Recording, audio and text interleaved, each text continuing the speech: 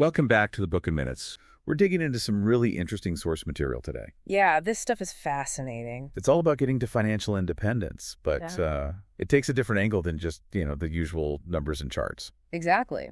These sources really hammer home the idea that just knowing about finance, having that literacy, isn't always the full picture. Right. There are these, internal roadblocks, psychological barriers maybe, things that stop people even when they know what they should be doing. Mm-hmm.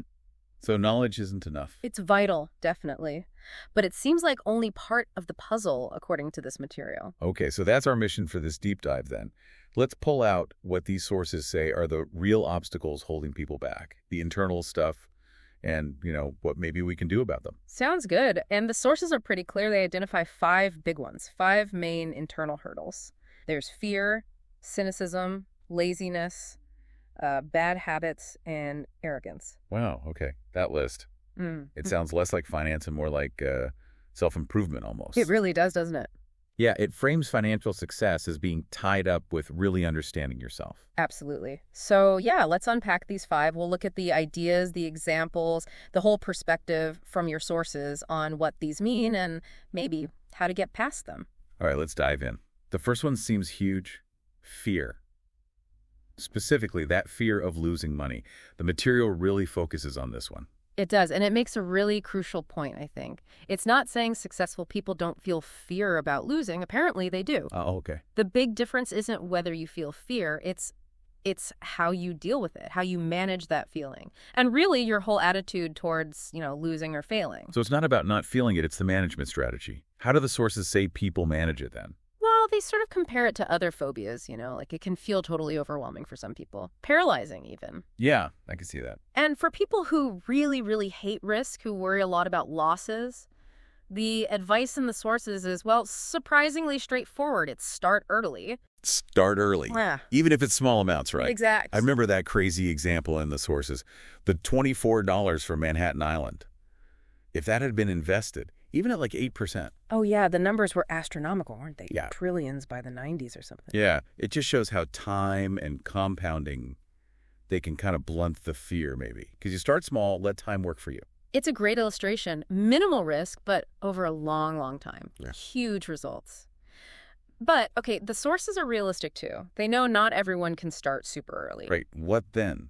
If you're starting later or need to be more, focused. Well, it contrasts 2 approaches. There's avoidance, like the poor dad figure in the material who just wouldn't even discuss money problems. Mm-hmm. Stick your head in the sand. Kind of. Versus facing it, really looking the fear in the eye. And that brings us to that Texan attitude analogy they used. What was that about? Yeah. It's not that you enjoy losing money. Nobody does. But this Texan mindset, as they describe it, it's a different attitude towards risk, towards failure. It's playing to win, going big when you hit it. But even when you lose, you go big in spirit, turn it into fuel. Like that line, if you're going broke, go big. The idea being that playing it too safe, being so scared of any loss, that's actually why many people don't succeed financially. Exactly. People are so afraid of losing that they lose. That was the quote, or the idea, anyway. You prioritize avoiding the pain so much you miss out on any potential gain. That makes sense. And the sources bring in everyday examples. Learning to ride a bike, right? Or golf, or even falling in love. You fail, you fall, you strike out, you get hurt. It's just part of learning. It's inherent in the process. But somehow, with money, the sources suggest that for a lot of people, the pain of losing is just way stronger, way more intense than the potential joy of being rich or free, and that stops them cold. Like standing at the edge of a bridge, wanting to cross, but terrified of falling, so you just stay put. Perfectly put. And they use these powerful historical examples, too, like the Alamo or Pearl Harbor. Right, defeats initially. Huge defeats. But they didn't crush people. They became rallying cries. They made people dig deeper, get better, fight smarter, win eventually. Okay. The point the sources make is, for winners, failure is like inspiration. It makes them learn and adapt. For others, failure just confirms their fears and defeats them. So being inspired by failure, not beaten by it, that's a key secret they mentioned. Yeah, it's presented as this core difference, which then plays out in investment strategy, right? Yeah. Are you playing purely not to lose, super safe, balanced portfolio maybe? Focused on just preserving capital. Or are you playing to win? which might mean being more focused, maybe even unbalanced in your investments, especially early on, like an entrepreneur pouring everything into one venture. Right. The idea is if you can handle failure as fuel, that focused approach might work. But even if you genuinely hate risk, the message isn't do nothing. It's maybe play safer, use balanced funds, but the crucial part is start early. What time do the work? Because your growth depends more on compounding then. But the underlying message seems to be building wealth isn't just spreadsheets. It's attitude. It's courage, discipline, how you bounce back. Remembering those historical examples really drives that home, I think. Okay, so managing fear is step one. But then another big obstacle the sources bring up is cynicism. They call it the chicken little thing. Ha! Yeah, that's a good summary. It's that little voice inside saying, oh, I'm not smart enough, or what if the whole market crashes tomorrow? The self-doubt. Right. Plus all the external noise. You know, Peter Lynch used that term. It's friends, family, the news, everyone constantly predicting disaster. The sky is falling.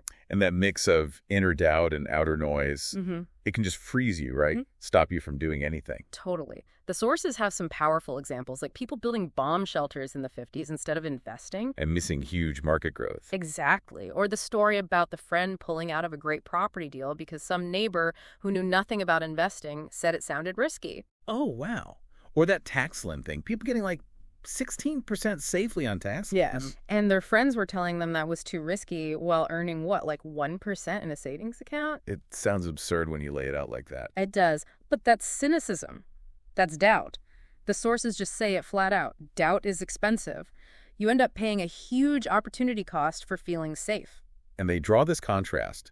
Cynics criticize, winners analyze. Criticism blinds you, analysis opens your eyes. That's a really key distinction they make. And it links to that other example, the I don't want to fix toilets line about real estate. Right. Seems like a simple preference. On the surface, yeah. But the sources argue it's often just an excuse, a small I don't want, that blocks a huge goal like financial freedom through property. So instead of just saying, ugh, toilets hassle, the analytical approach is different. It's asking, okay, fine, I don't want to fix toilets. So how can I invest in real estate without fixing toilets? Shifting from I can't because to how can I despite. Exactly. And that how can I question, that's where solutions appear, like finding a good property manager. Right.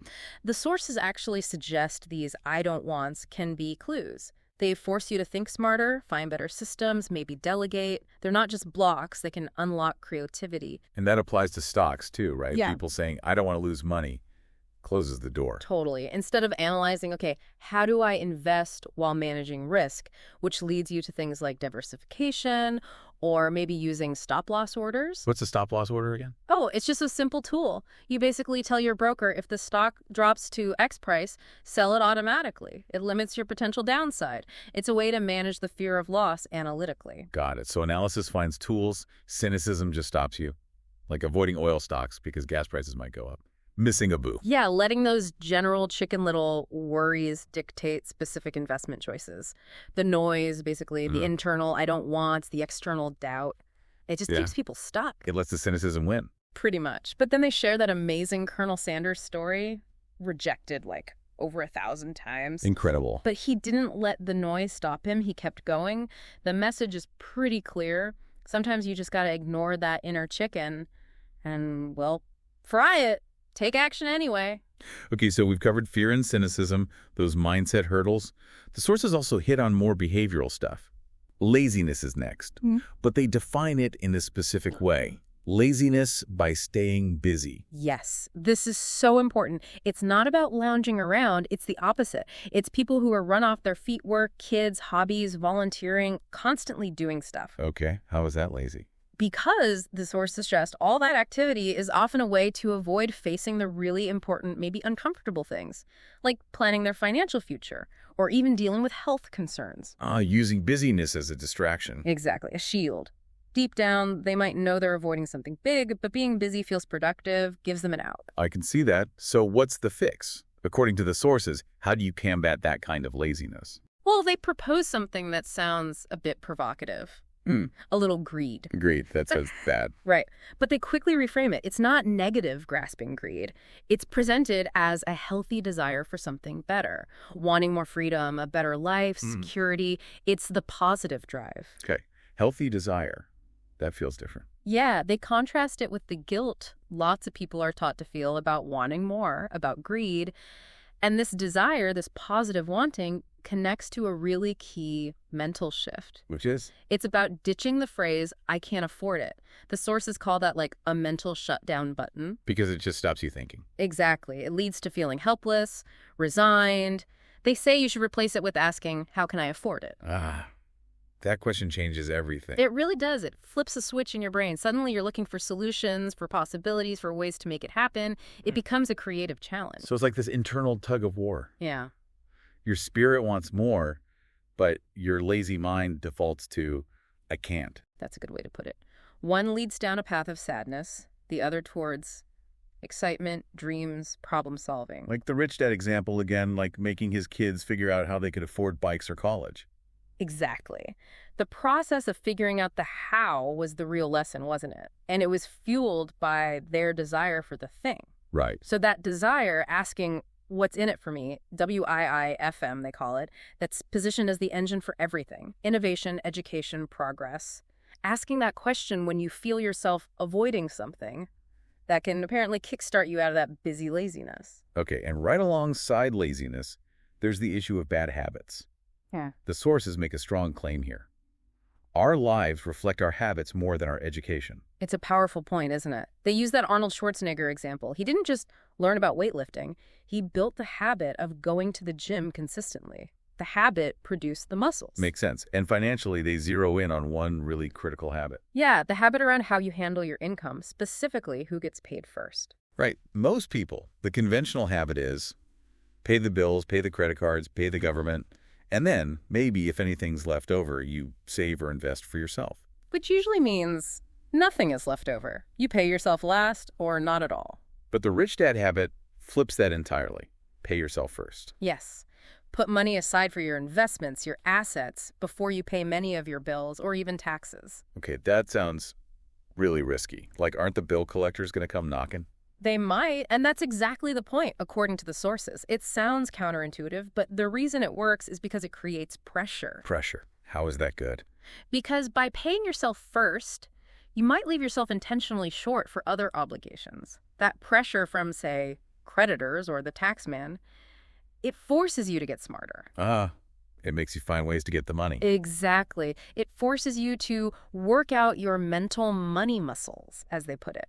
You have to find new income streams, better cash flow solutions, negotiate differently, things you wouldn't need to do if you just paid them off easily first. Okay, I think I get it. It's like that 98-pound weakling analogy they use. Yes, perfect. Either the bullies, the bills, the creditors push you around because you're financially weak. You paid yourself last, have no buffer. Or you use the pressure they create as motivation to get stronger.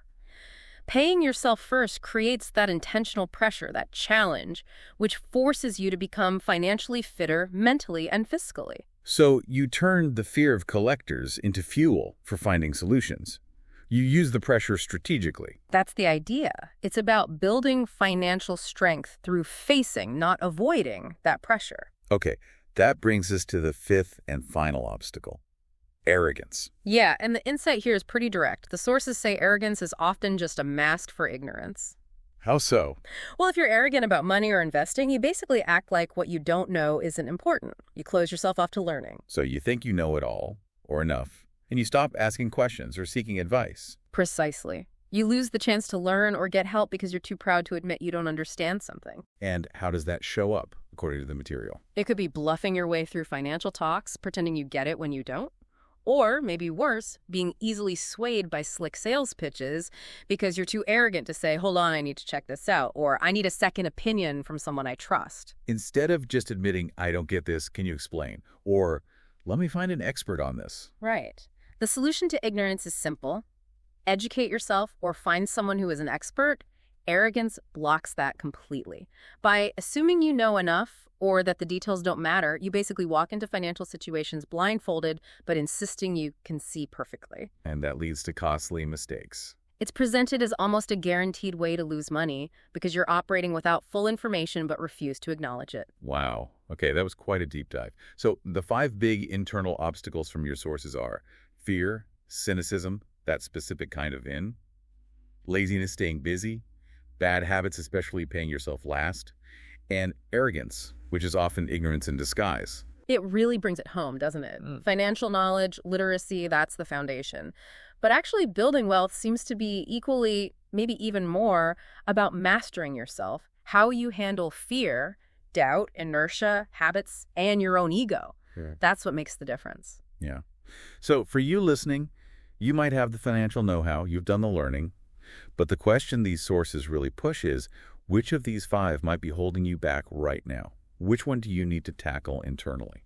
And here's a final thought. Drawing from the material, if failure really can inspire winners like those historical examples showed, and if doubt truly is expensive, what could you actually achieve if you made a conscious shift? Like choosing analysis over knee-jerk criticism, or maybe even using that financial pressure strategically to build strength instead of just playing it safe all the time.